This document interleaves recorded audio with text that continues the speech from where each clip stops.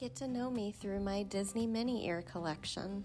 I'm not sure that anyone will find this interesting, but I'm gonna go ahead and post it anyway. Here we've got my classic Minnie Ears. They were the first pair actually that I've ever owned, and a coworker who became a cast member actually brought them home once back to Ohio for me, and I've had these for over a decade. So this was officially my first pair, but definitely not what started the addiction. Because I'd had those for so long, I decided I wanted sort of an upgraded Minnie. So I got Minnie with the little hat, super cute and super shiny compared to the OGs that I just showed you. What started the addiction was my husband bought these for me, these Ewok ears from Galaxy's Edge at Walt Disney World, and I just loved them. And then I was like, well shoot, I already have 3, why not a few more to start matching the seasons or the holidays? And that led to me buying ears almost, not every single time, but most of the time I do end up coming home with a new pair of ears. This is my Epcot collection. I also have these classic 50th anniversary leather glittery. I probably wear these the most. I consider them my basic everyday, and I tend to take them every single time I go. I also had to definitely grab these Alice in Wonderland ears. I think I actually got them at a food and wine festival, but they were carrying them a lot in a lot of the shops actually, and especially in the UK and Epcot. But love these, she's one of my faves. I did end up getting another kind of all-purpose ear, represents all 4 parks, and I absolutely love these. They go with a lot of things. So they're very useful. Plus you can actually take that bow off and then they're just plain black leather band, and I love these. Another Epcot ear is I did get the Wine and Dine 2023 Run Disney Race Weekend ears, and that's because that was the very first half marathon that I completed at Walt Disney World. Speaking of Run Disney, my husband and I like to do a lot of Run Disney races, and so the first year that I signed up for races, Belle was going to be on one of the medals. So I went on Etsy and I found these really beautiful ears on there. For that same race weekend, I also wanted a pair of Cinderella themed ears. Love them. Even though Cinderella's not technically on the ears, I love paying homage to all the other little side characters. Another race that weekend was Aladdin themed, or actually technically it was Jasmine because it was Princess Weekend. So I also got on Etsy and ordered these custom ears.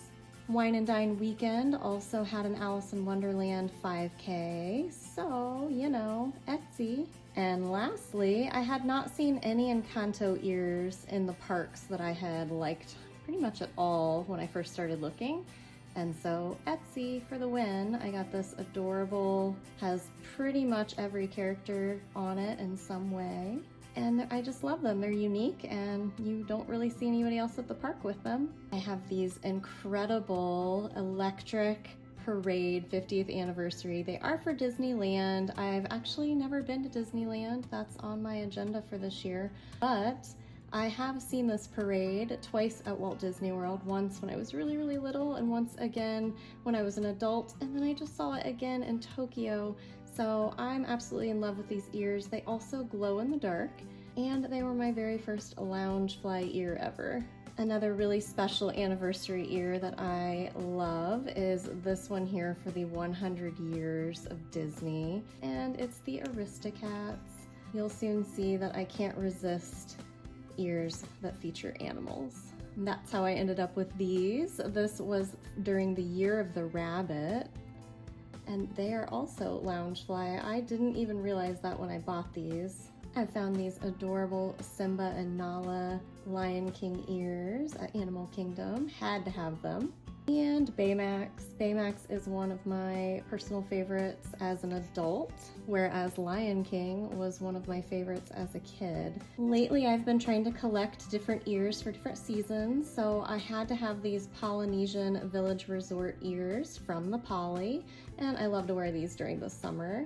They are also Loungefly. My favorite ride is the Haunted Mansion, so I definitely had to grab these, and specifically I grabbed these because they were part of the 50th. I actually want to definitely get a different pair for Haunted Mansion in the future. And of course, we have an OG Disney character, the Evil Queen. So these Snow White Evil Queen ears I just picked up because I think I'm gonna probably incorporate these out in California this fall for the Halloween Run Disney Challenge. This next group are the ones that I got in Tokyo Disney. My husband and I recently went to Tokyo Disneyland, and of course I didn't take any of mine from home because I knew I wanted to buy a couple while I was there. This was the first pair, goes with everything, and it looks so pretty outside.